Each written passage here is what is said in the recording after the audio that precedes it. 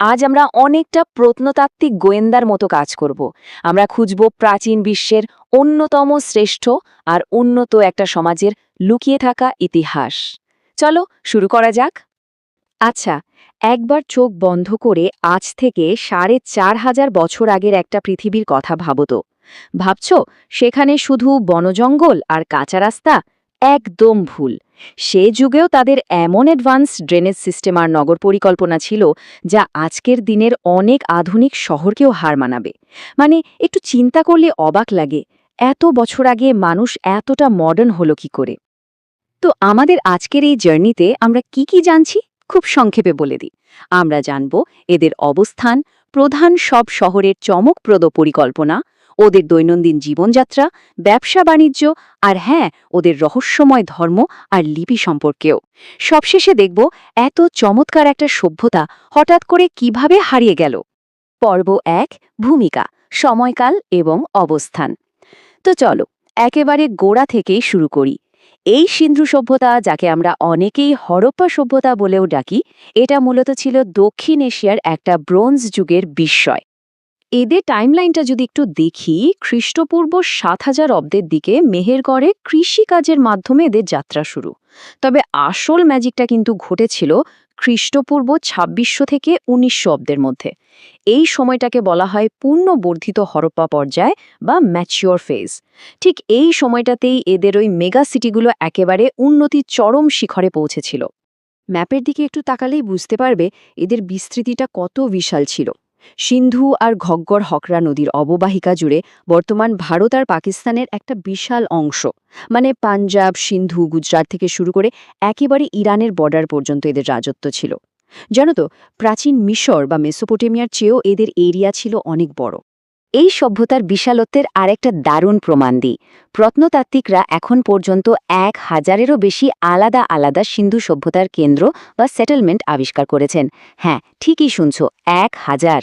এর থেকেই খুব সহজে বোঝা যায় যে এই প্রাচীন সাম্রাজ্যটা ঠিক কতটা বিশাল আর জনবহুল ছিল।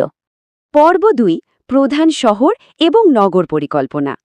এবার আমরা একটু ফোকাস করব এই যুগের সবচেয়ে বড় চমকগুলোর দিকে।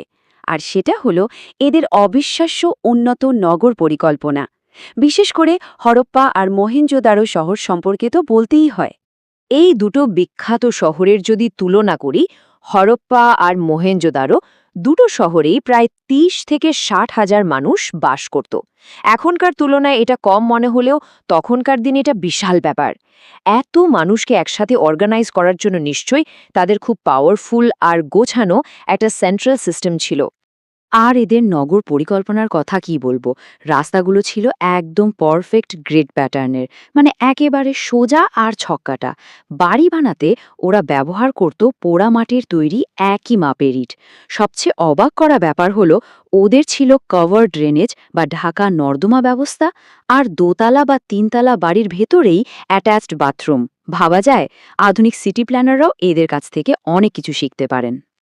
এদের হাইড্রোলিক ইঞ্জিনিয়ারিংয়ের সবচেয়ে বড় মাস্টারপিসটা হল মহেঞ্জোদারোর গ্রেট বাথ বা মহাস্নানাগার।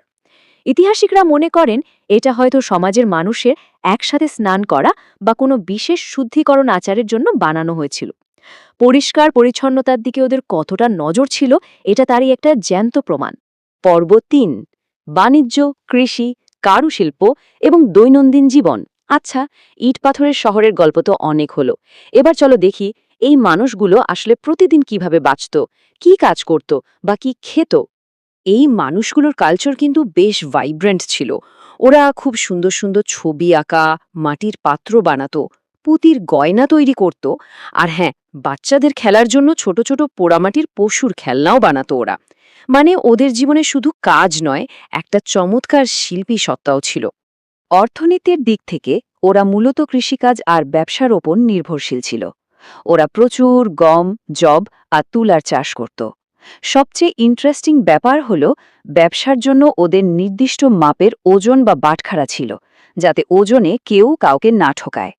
ওরা নদীতে নৌকায় করে যাতায়াত করত এবং মেসোপটেমিয়ার মতো অনেক দূরের দেশগুলোর সাথে তুলো আর দামি পাথরের ব্যবসাও করত। পর্ব ৪, ধর্ম, শিলমোহর, লিপি এবং সংস্কৃতি। এবার আমরা ওদের ফেলে যাওয়া কিছু রহস্যময় জিনিসের দিকে তাকাবো, যা থেকে আমরা ওদের বিশ্বাস আর ধর্মের ব্যাপারে একটা ধারণা পাব। এর মধ্যে সবচেয়ে বিখ্যাত হলো এই পশুপতি শিলমোহর। এখানে দেখতে পাবে একজন মানুষ যোগাসনে বসে আছেন, আর তার চারপাশে হাতি, বাঘ, গন্ডারের মতো সব প্রাণী। এই লোকটা আসলে কে? ঐতিহাসিকদের মধ্যে এটা নিয়ে এখনো অনেক ডিবেট চলে। অনেকেই মনে করেন এটা হয়তো হিন্দু ধর্মের দেবতা শিবের আদি কোনো রূপ। সত্যি খুব রহস্যময়, তাই না? ওদের ধর্মের একটা খুব অদ্ভুত দিক হলো, প্রাচীন মিশর বা মেসোপটেমিয়ার মতো ওদের কিন্তু কোনো বিশাল মন্দির বা মনিউমেন্ট ছিল না। তবে মাতৃদেবীর মূর্তি, প্রাণী আর পিপুল গাছকে খুব ভক্তি করার প্রমাণ পাওয়া গেছে। আসলে ওরা ছিল প্রকৃতির খুব কাছাকাছি। আর আগেই যেমনটা বললাম, ওদের কাছে জলের শুদ্ধিকরণ ব্যাপারটা বেশ ইম্পর্টেন্ট ছিল। প্রত্নতত্ত্বের দুনিয়ায় সবচেয়ে বড় আনসলভড মিস্ট্রি বা অমীমাংসিত রহস্যের একটা হলো এই সিন্ধু লিপি। হাজার হাজার পাথরের সিলমোহরে ওদের এই লেখাগুলো পাওয়া গেছে। কিন্তু আশ্চর্যের বিষয় কি জানো? প্রায় ১০০ বছর ধরে বিজ্ঞানীরা মাথা খুঁটেও আজ পর্যন্ত এই ভাষার এক বর্ণও পাঠোদ্ধার করতে পারেননি। পর্ব ৫, পতনের রহস্য এবং ঐতিহাসিক গুরুত্ব। আমরা একেবারে শেষের দিকে চলে এসেছি।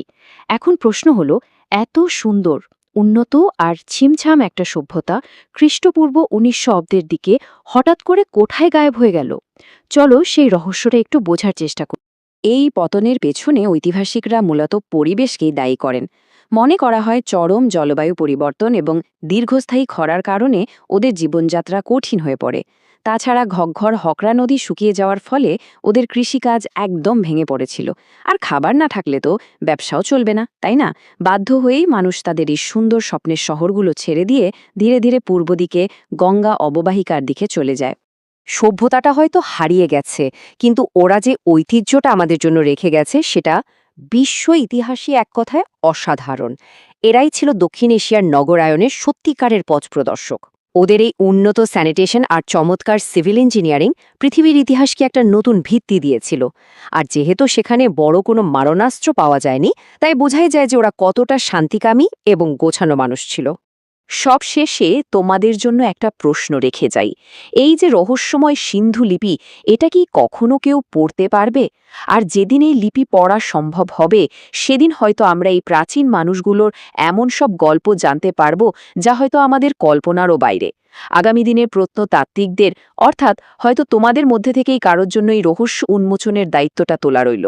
আজকের এই এক্সপ্লেনারে সাথে থাকার জন্য সবাইকে অনেক অনেক ধন্যবাদ। খুব শিগগিরই আবার কথা হবে নতুন কোনো ইন্টারেস্টিং টপিক নিয়ে।